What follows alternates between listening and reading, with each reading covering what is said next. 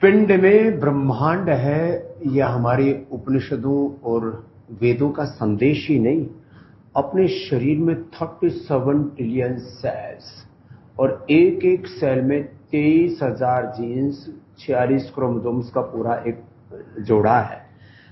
पूरा का पूरा फिर उसके पीछे डीएनए, आरएनए, प्रोटीन फास्फोराइलेशन का पूरा एक बहुत ही बड़ा वैज्ञानिक तंत्र है। माने एक सेल में एक बॉडी है और एक बॉडी में पूरा यूनिवर्स है। ये एक छोटी सी इकाई इस पूरे ब्रह्मांड की दृष्टि से, तो जिसमें आज पहले बोलते थे हजारों, फिर कहा लाखों, अब कहा करोड़ों, अब अरबों खरबों, मिलियन बिलियन नहीं कहते, ट्रिलियंस ऑफ यूनिवर्स है। अब कितना बड़ा ये तंत्र है। और उसमें हम लोग जब योग करते हैं ना, सबसे बड़ी बात है, तब पिंड और ब्रह्मांड की जो सारी दिव्य शक्तियां हैं वो हम में से जागृत हो जाती है, उद्बुद्ध हो जाती है, प्रकट हो जाती है, अभिव्यक्त हो जाती है। जैसे बीज में वृक्ष होता है लेकिन वो व्यक्त नहीं होता, वो प्रसुप्त होता है, वो उसके अंदर जागृत नहीं होता है। ऐसे ही और शरीर के अंदर कैसे कैसे कार्य चल रहे हैं, नेचर उसको अलाइन करती है। इसलिए हम हर दिन नेचर के साथ बैठते हैं। अब जैसे किसी को नींद ना आए, अब प्याज खाने से नींद अच्छी आ जाती है लोग।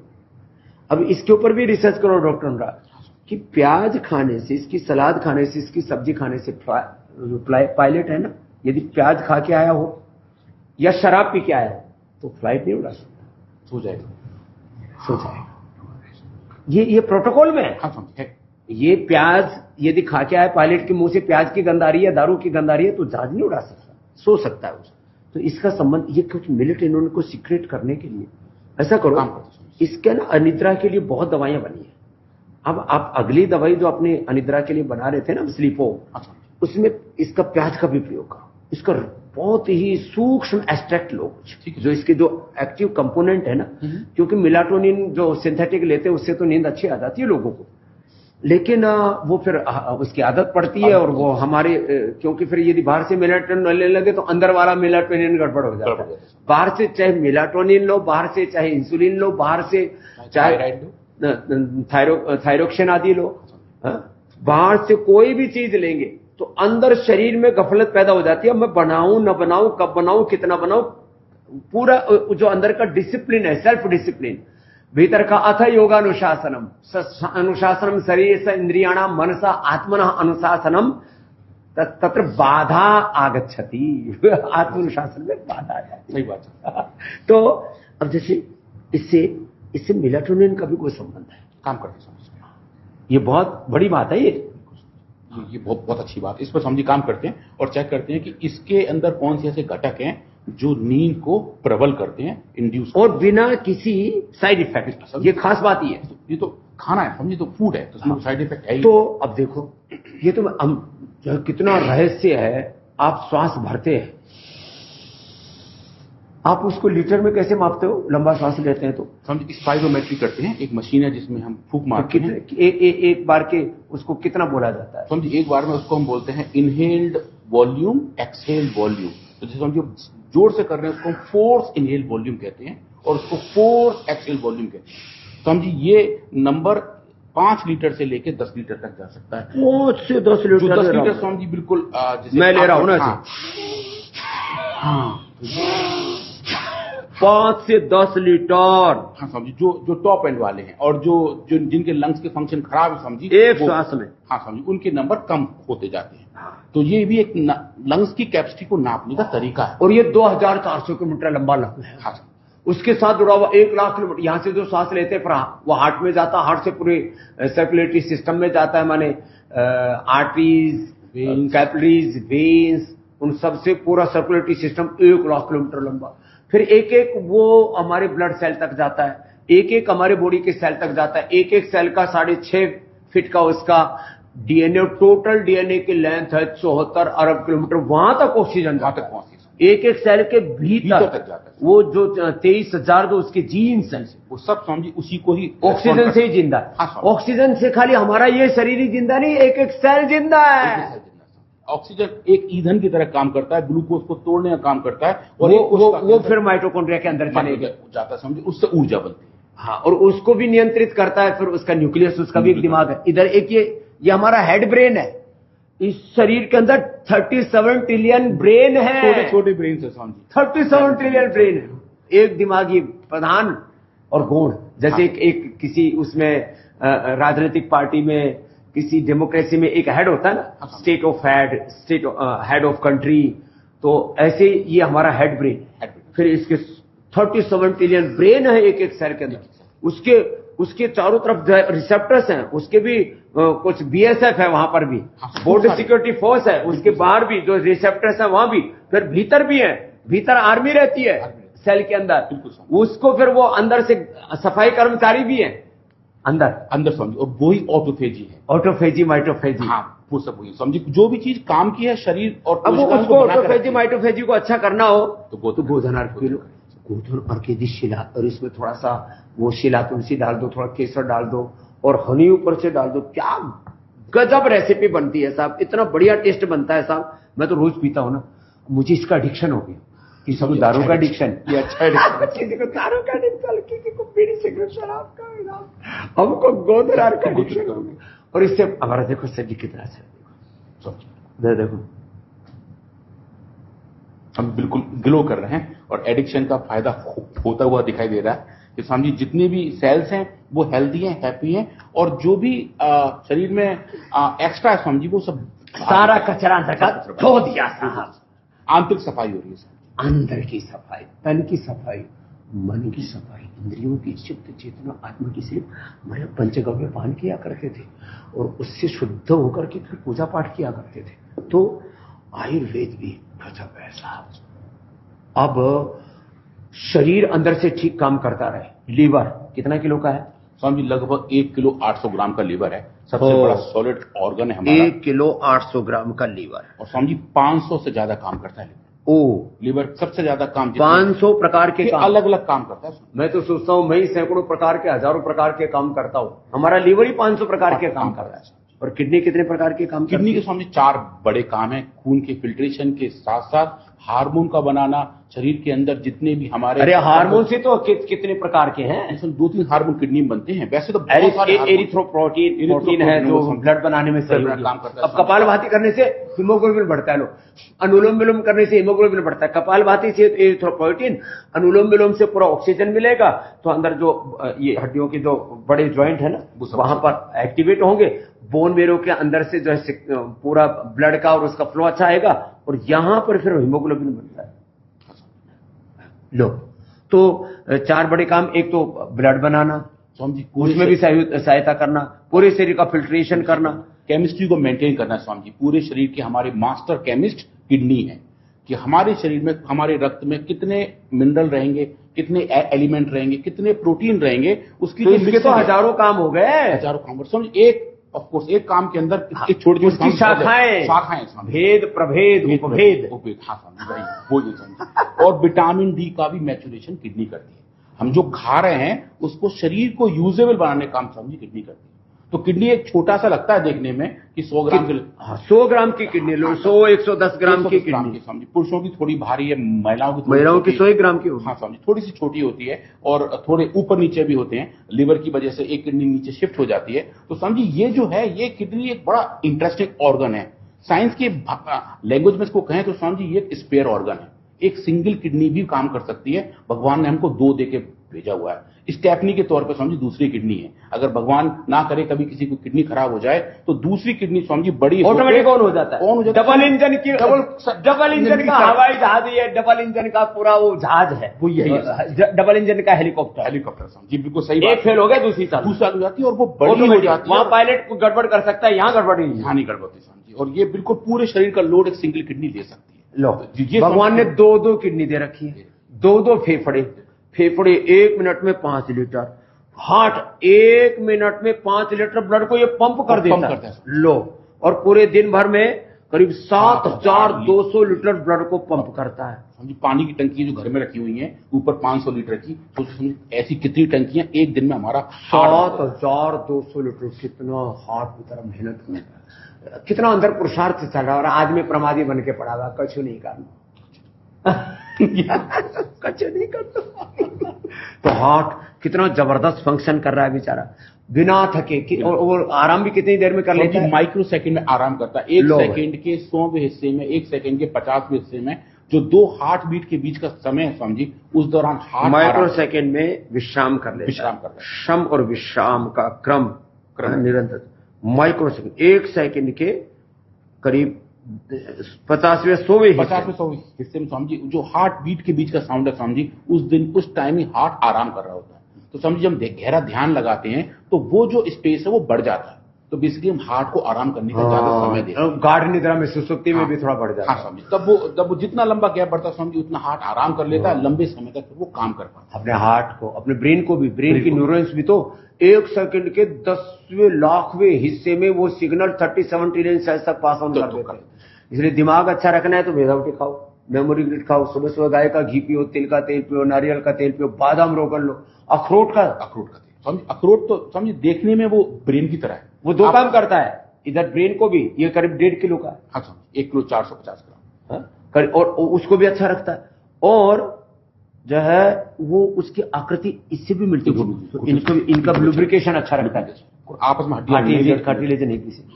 ये अच्छे जो है, ये जो अच्छा फैट है ना वो दिमाग भी बनाता है। करीब 80% जो हमारा ब्रेन है वो अच्छे कोलेस्ट्रॉल से बना है, इसलिए कहते हैं सुबह सुबह शुद्धिकरण के लिए गोधन पियो, फिर गाय का घी खाओ, गाय का घी, बादाम, रोगन, इसलिए हम आपको ये सुबह सुबह खाने के लिए बोलते हैं।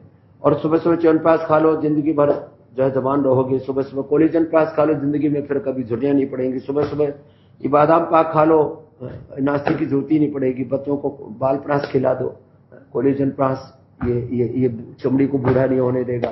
तो अब ये जो अच्छा फैट है, ये फैटी एसिड्स ये क्या क्या बनाते हैं? हम अच्छे फैट में जो हमारे 2 टाइप के कोलेस्ट्रॉल, फैट के मतलब जो हिस्से हम इनको कोलेस्ट्रॉल कहते हैं, फैटी एसिड्स उन्हीं के ही एक कंपोनेंट हैं। तो जो अच्छे कोलेस्ट्रॉल हैं जिसको हम HDL कहते हैं, हाई डेंसिटी लाइपोप्रोटीन, समझिए वो हमारे शरीर में बहुत ज्यादा इस्तेमाल होते हैं। जो गंदे कोलेस्ट्रॉल हैं जिसको हम LDL कहते हैं, लो डेंसिटी लाइपोप्रोटीन, वो समझिए अगर गलत जगह जमा हो जाए तो वो प्लाक बनाते हैं, उसकी वजह से heart attack, brain stroke, cholesterol बढ़ना, बहुत प्रकार के इन्फ्लेमेशन, वो सब दिक्कत हो जाती है। अच्छा ये लेकिन जैसे कहते हैं, एक तो जैसे देखो अब ये तो कार्टिलेज पूरे प्रोटीन से बनते हैं, तो पूरा शरीर बना हुआ प्रोटीन समझिए हमारे बिल्डिंग। लेकिन ये कहते भाई, गांव के लोग बोलते थे भाई इसकी हड्डियां घिस रही हैं, इसके भीतर चिकनाई कम हो गई। तो ये जो अब जैसे आजकल भी बोलते हैं कि आप यदि 1 चम्मच वर्जिन कोकोनट ऑयल पीते रहो, या तिल का तेल, या बादाम, रोगन, या गाय का घी, जो भी है, तो आपके कार्टिलेज भी नहीं घिसेंगे। वो क्योंकि समझिए उनके अंदर अनसैचुरेटेड फैटी एसिड्स हैं। हाँ, मूफा और फूफा, ये जो है, अच्छा ये फूफा भीतर भी काम आता है, बाहर वाला भी फूफा फूफी दोनों काम आते हैं, शरीर के अंदर भी काम आते हैं। और वो जो फैटी एसिड समझिए वो हमारे इन ज्वाइंट्स को अच्छा रखते हैं, आपस में जो लुब्रिकेशन समझिए वो बना रहता है। शरीर के अंदर जो और भी तरीके हैं समझिए वो भी सच्चे, इसलिए हमने सबको ये अखरोट और बादाम, हाँ समझिए इनके अंदर ये अच्छे क्वालिटी में मूफा फूफा हैं, और गाय के घी में भी है समझिए, जो गाय का अच्छा वाला हमारा घी तो जो अनसैचुरेटेड फैट, और ये जितने रिफाइंड ऑयल है, इसलिए हम कहते हैं तिल का तेल लो, सरसों का तेल लो। और हमने इसीलिए उपलब्ध कराया, हमारा उस उद्देश्य में कहता हूं, हम देश को एक बाजार नहीं परिवार मानते, और उसी भावना से चाहिए। शुद्ध तिल का तेल मिलता ही नहीं, तिल के नाम पर, और रिफाइंड और कितने गंदे गंदे तेल, पूजा के तेल के नाम पर तो मिनरल ऑयल और पेट्रोलियम प्रोडक्ट उस पर लिखा होता समझिए खाने के लिए नहीं है, मतलब जो हम खुद नहीं खा सकते वो हम भगवान को अर्पित करते। और पूजा का घी भी ऐसे, पूजा का घी भी ऐसा जिसमें मोटा मोटा लिख देते हैं। तो हम तिल का तेल शुद्ध उपलब्ध कराते हैं आपको, खा भी सकते हैं, लगा भी सकते हैं, और भगवान का दिया भी जला सकते हैं। तिल का तेल, बादाम, रोगन, फिर नारियल का तेल, और सरसों का कच्ची घानी का तेल, शुद्ध आपको गाय का घी, और सबसे अच्छा रिफाइंड ऑयल में सबसे अच्छा रिफाइंड ऑयल होता है राइस ब्रान। मतलब वैसे तो रिफाइंड ऑयल हम मना ही करते हैं, लेकिन राइस ब्रान फिर भी हेल्थ के लिए अच्छा होता है। तो जो अनसेचुरेटेड एसिड है ये नेचुरल ऑयल में होते हैं, घी में होते हैं। बिल्कुल, ये क्या होते हैं अनसेचुरेटेड एसिड के बारे में? अनसेचुरेटेड फैटी एसिड ये है कि फैटी एसिड के अंदर सैचुरेशन कम है, जहां कार्बन कार्बन बॉन्ड्स समझिए उनके नंबर डिफरेंट है, तो वो हमारा शरीर को अलग तरीके से लेता है। अगर वो सैचुरेटेड हो जाए, मतलब पूरे बॉन्ड्स उनके अंदर भर जाएं, तो समझिए उनकी वजह से बीमारियां होती हैं। और समझिए एक बात ये भी है कि अगर हम अनसैचुरेटेड फैटी एसिड वाले तेलों को ज्यादा गर्म करें बार बार गर्म करें तो अच्छे तेल भी, चाहे तिल का तेल है, चाहे बादाम का तेल है, चाहे गाय का घी है, चाहे वर्जिन कोकोनट ऑयल है, या नॉर्मल तिल का तेल है, सॉरी नारियल का तेल है, या सरसों का तेल। मैंने एक बार घी गर्म करके खाया था, बहुत देर था, बहुत देर ऐसे ट्राई करने के लिए कि क्या होता है ज्यादा गर्म करने से। बाद में ऐसा हो गया, वो घी गर्म करते करते एक तो उसमें से सारी खुशबू गायब हो गई, उसमें टेस्ट भी गायब हो गया, और बाद में जब वो बचा ना, ठंडा किया बाद में, तो ऐसा हो गया जैसे रबड़ जैसा हो गया। हाँ समझी, बहुत वो समझी, उसकी सब अच्छी चीज चली गई, खत्म, और वो सैचुरेटेड फैट में कन्वर्ट हो गया शरीर के अंदर। समझी वो वैसे ही जाके खोता जमा, ज्यादा तेल पका हुआ, ज्यादा तेल, उसी से fatty liver, brain stroke, heart attack, inflammation, obesity, पूरे शरीर की बीमारी, ब्लड प्रेशर, सारे वात पित्त कफ दोष, सब उसी वजह से होते हैं। तो इसलिए जो हलवाई लोग समोसे कचौड़ी बनाए जा रहे हैं, जो एक ही तेल में गरम एक की कढ़ाई में, मैंने पूछा, मैं तेल कितने साल का? बोले जी 100 साल का। मैंने कहा कैसे? बोले बापू ने डाला था कढ़ाई में तेल, उसके बाद हमने तेल सूखने ही नहीं दिया, जैसे वो कढ़ाई में नीचे गया 1 लीटर, हमने 5 लीटर ऊपर डाल दिया। तो वो कढ़ाई धोते भी नहीं, उनके नीचे की कढ़ाई पूरी काली, ऊपर से भी कढ़ाई काली, और कई बार तेल भी काला, और उसमें जो सामान बनता है वो भी काला, और जो लोग खाते हैं वो अंदर से काले, तो सब कुछ समझिए खराब हो जाता है। तो ऐसी चीजों से हमें बचना चाहिए। तेल का इस्तेमाल समझिए एक बार, बहुत से 2 बार ही करना चाहिए। तो इसलिए उतना ही तेल और घी ने समझिए जितना उन्हें इस्तेमाल करना है। तो कई बार ना हम बॉडी को इग्नोर करते हैं। इसमें स्थूल सूक्ष्म कारण शरीर, अन्नमय प्राणमय मनोमय विज्ञान में आनंदमय कोष 72 लाख नाड़ियां, अष्ट चक्र नवद्वार 37 पिंड में सारा ब्रह्मांड, और एक लीवर के फंक्शन, किडनी के फंक्शन, लंग कितना बड़ा है हमारा? लंग स्वामी जी हमारा जो है लगभग एक 600 ग्राम का, एक 500 ग्राम का वजन का है। पर इनका जो आप देखें, ये बहुत स्पॉन्जी टिश्यू है। इसके अंदर स्वामी जी छोटे छोटे एक्टिव यूनिट है, जिनको हम बोलते हैं एल्वियोलाई। स्वामी जी अगर उन सबको खोल के हम फैला दें, दोनों लंग्स के फैला के स्वामी जी कालीन की तरह बिछाएं, तो जितना बड़ा एक टेनिस कोर्ट होता है स्वामी जी, इतना बड़ा एरिया उसका बन जाता है, पूरा ऐसे पूरा घेर के, मधुमक्खी के छत्ते की तरह। स्वामी जी लंबी लेंथ करे उसको, एक एक को ऐसे ज्वाइंट करते जाएं, और स्वामी जी एयर वो हमारा बन जाता है, एयर रस्सी की तरह, रस्सी का बन जाएगा। तो वो स्वामी जी 2400 जितनी बड़ी हमारी गंगा जी है स्वामी जी, उतना बड़ा। लोग गंगोत्री से गंगा सागर तक इतनी लंबी सब कुछ लेकर के बैठे हैं। पिंड में ब्रह्मांड है, स्वयं है, हमारे भीतर राम है, कृष्ण हनुमान है, शिव भगवान है, भगवती। मैं तो कहता हूँ उस भीतर के रावत्व को, कृष्णत्व को, हनुमत तत्व को, शिवत्व को, शिवो हम अनुभव करो। या देवी सर्वभूतेषु शक्ति रूपेण संस्थिता, सर्वम देवी मयम जगत, सर्वरूपमयी देवी, सर्वरूपमयी देवी, सर्वम देवी मयम जगत, अतो हम विष्णु रूपाम तम नमामि परमेश्वरी। में सब कुछ ऐसे दिव्यता से भरा हुआ है, और हम अपने प्रति इग्नोरेंस बहुत रखते हैं। सेल्फ केयर के बारे में, हेल्थ केयर के बारे में इतना इग्नोरेंस रखते हैं कि बस अपने शरीर का, इंद्रियों का, मन का, आत्मा का ख्याल ही नहीं रखते। सेल्फ केयर के बारे में, एक तो सिंथेटिक दवाइयां बहुत खाते हैं, वो जहर हमारे सेल मेमोरी के खिलाफ है। बॉडी के अंदर हर एक सेल की एक मेमोरी है, उसके खिलाफ है सिंथेटिक दवाइयां, synthetic vitamin, synthetic hair care, dental care, skin care, जितने भी आप सिंथेटिक फूड जो भी ले रहे हो, या आपके खिलाफ है। फिर भी हम सबसे ज्यादा केयरलेस होते हैं। कुछ भी आ गया, अरे ये तो लगाया, उससे धुल जाएगा। कुछ भी चीज लगाने से, स्पर्श मात्र से आपके भीतर असर करती है। टच थेरापी अलग है, और फिर जो है वो साउंड थेरापी अलग है। कोई भी शब्द, कोई भी स्पर्श, कोई शब्द, कोई स्पर्श, कोई रूप, कोई रस, कोई गंध, हर चीज की थेरापी है। हम थेरेपी, अरोमाथेरेपी, बिल्कुल समझो, और वो हमें अफेक्ट करता है, हमारे शरीर को उसका एक इम्पैक्ट आता है। हमने स्वामी जी गायत्री मंत्रा को as a sound therapy use किया, और पाया स्वामी जी गायत्री मंत्रा के सुनाने से ही जो बीमारियां हैं स्वामी जी वो कम होनी शुरू हो गई, और जो न्यूरोलॉजिकल बीमारियां जिनके बारे में कहा जाता है इसको कंट्रोल करना बहुत मुश्किल है, एल्जाइमर से लेके पार्किंसन तक, ऑटिज्म तक, वो स्वामी जी गायत्री मंत्र को सही तरीके से इस्तेमाल करके। ऑटिज्म में केसर का भी तो कुछ सुना है स्वामी जी, केसर भी काम करता है उसमें। स्वामी जी केसर के अंदर 2 घटक ऐसे हैं जो ब्रेन को अलग टाइप से पावर देते हैं। स्वामी जी इस पर भी आजकल हम काम कर रहे हैं। केसर महंगी नहीं है, दिमाग के लिए बड़ी अच्छी है। ये बहुत सर, थोड़ा पैसा बचाओ, कोका कोला मत पियो, पेप्सी मत पियो, बर्गर पिज्जा मत खाओ, इधर उधर की पार्टीबाजी मत खाओ, दाल दुप्पड़ मत खाओ, बकरे मांस मदिरा मत लो।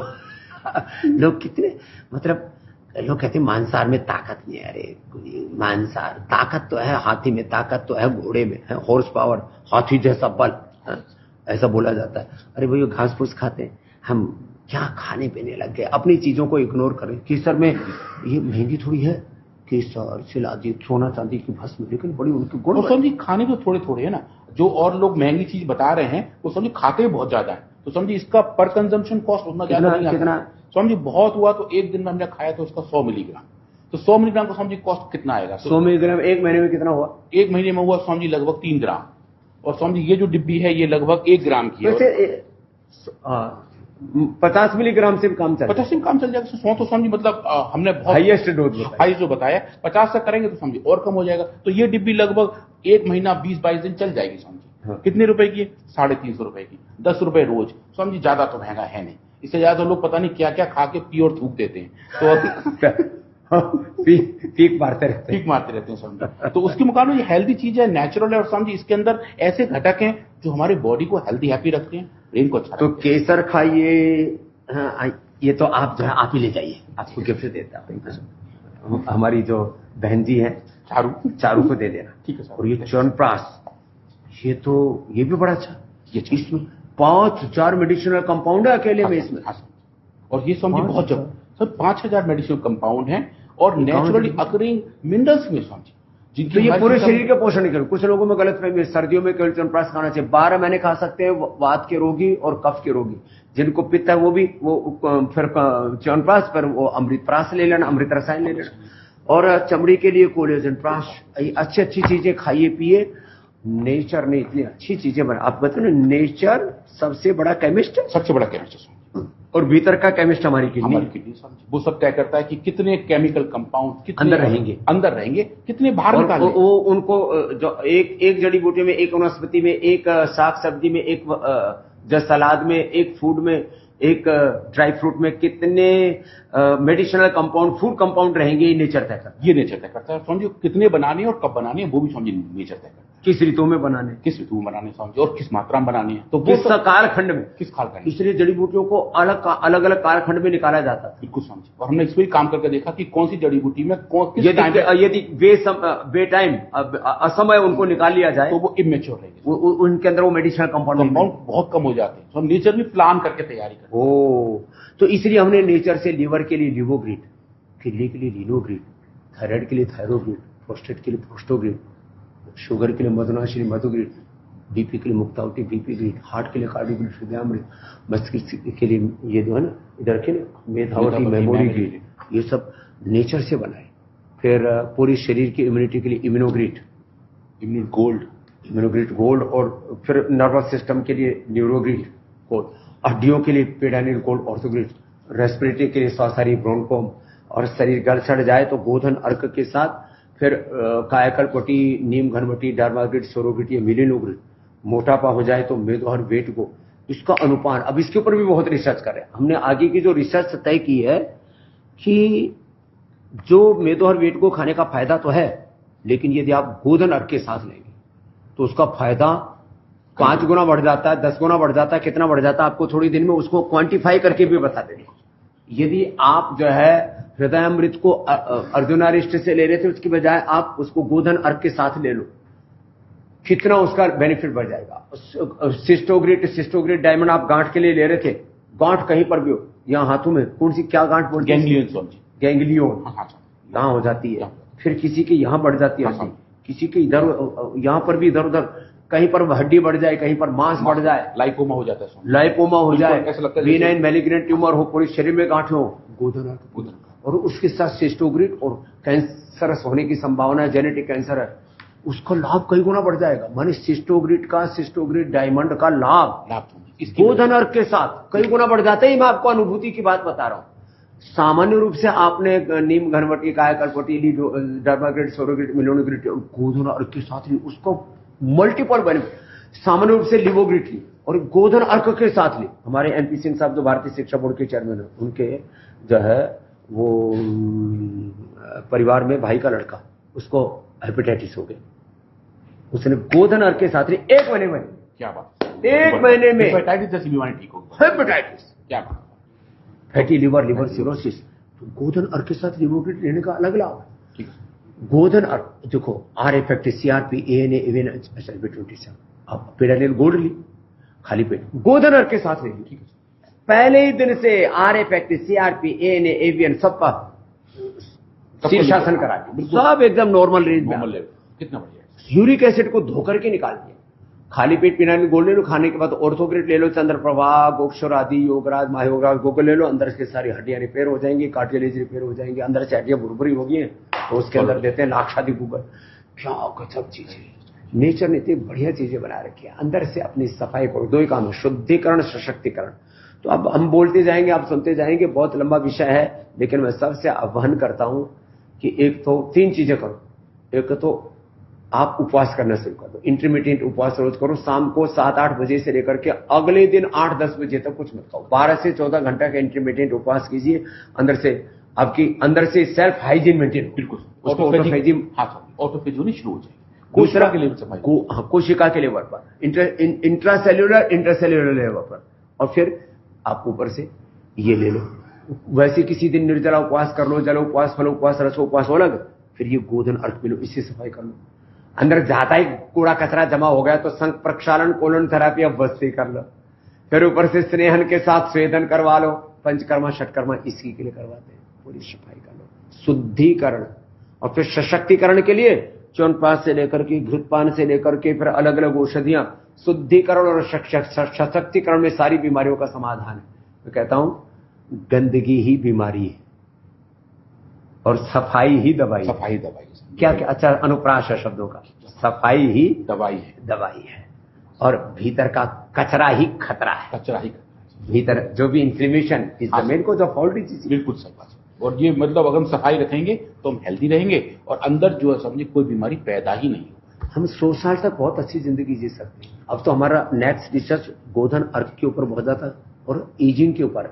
ड्रोसोफिला की एज कितनी बढ़ा दी और उसकी सी एलिगेन की, समझिए लगभग दोनों की 21% से लेकर 33% तक दोनों की एज बढ़ गई जब उन्होंने सेवन किया अश्वगंधा का, इसका इम्यूनोग्रेड गोल्ड का, इम्यूनोग्रेड का समझिए, शिलाजीत का कर रहे हैं समझिए। और जो इम्पैक्ट है समझिए बहुत जबरदस्त है। और च्यवनप्राश भी खाने से चल रहे हैं सभी च्यवनप्राश खाकर तो उनकी हाइट जो जंप कर रहे हैं वो लंबा हो गया, हाइट जब बढ़ गई स्वामी जी, और खुशी ज्यादा है। उनका जो विंग्स का फ्लैपिंग साइंस वो भी काफी अच्छा हो रहा है। तो ऊर्जा का ही स्रोत है।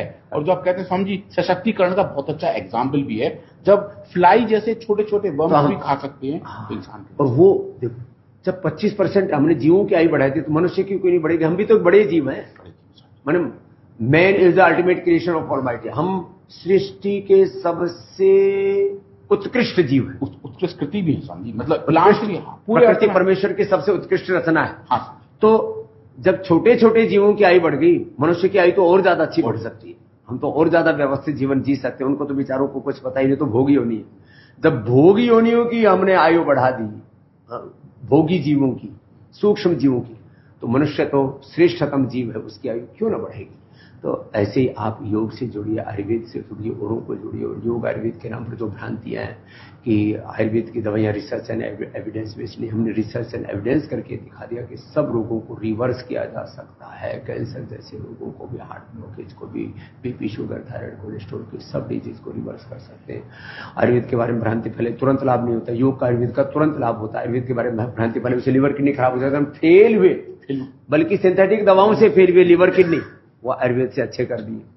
तो आयुर्वेद के बारे में और भ्रांति फैलाई कि जो है आयुर्वेद में कोई शुद्धता का कोई पैरामीटर नहीं है। मुड़े हुए फकीर का और घुटी हुई दवाई का कुछ पता नहीं लगता। उसके लिए भी हमारे पास में मिनटों के हिसाब से सैकड़ों हजारों उसके मेडिसिनल कंपाउंड को खोज सकते हैं। तो ये सब जो सब प्रकार की भ्रांतियां, इनसे बाहर निकलो। योग करने से क्या होगा, यजन करने से क्या होगा, भजन करने से क्या होगा, इनसे कोई पूछे दारू पीने से क्या होगा, बीड़ी सिगरेट शराब पीने से क्या होगा, अरे उससे तो जीवन का विनाश होगा। इसके करने से जीवन का सही विकास होगा। इसलिए योग, आयुर्वेद, नेचुरोपैथी को अपनाओ। ये शिक्षा की गुलामी, ये सिंथेटिक दवाओं की गुलामी, इनको अपने वैशाखी, हमने उनको अपनी वैसाखियां बना रखा है। इसको छोड़ो। अपनी अंग्रेजी चिकित्सा, अरे अंग्रेज चले गए, अब हटाओ ना इसको। अंग्रेजी शिक्षा, अंग्रेजी चिकित्सा, मैं काले पाप करके 1835 में अंग्रेजी शिक्षा, अंग्रेजी चिकित्सा, शिक्षा पतंजलि गुरुकुलम आचार्य कुलम पतंजलि विश्वविद्यालय में लो 8954555999 के ऊपर संपर्क करो। पतंजलि गुरुकुलम आचार्य कुलम पतंजलि विश्वविद्यालय भारतीय शिक्षा बोर्ड की वेबसाइट के ऊपर विजिट करो, वहां पर जाओ, भारतीय शिक्षा लो, भारतीय चिकित्सा लो। और भारतीय शिक्षा, भारतीय चिकित्सा विश्व शिक्षा व्यवस्था के रूप में प्रतिष्ठापित होने वाली है। भारतीय जीवन पद्धति विश्व जीवन पद्धति के रूप में प्रतिष्ठापित होने वाली है।